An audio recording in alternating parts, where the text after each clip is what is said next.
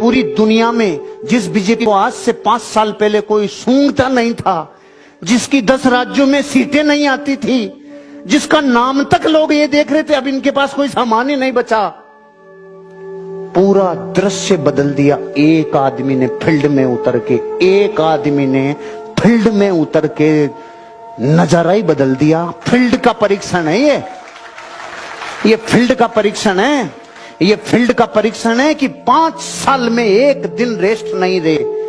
बीमार भी होने का टाइम नहीं है, बीमार का भी टाइम नहीं है। छींक जुकाम का कभी देखा? मफलर छी छा फू फू कभी देखी मोदी जी के? आपने ऐसे करते ऐसे देख, और कभी ऐसे देखा ढीलू ऐसे देखा कभी?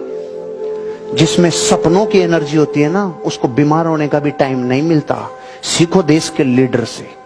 अपनी जिंदगी में मैदानी परीक्षण में सबसे ऊपर का लीडर उतर के आता है ना,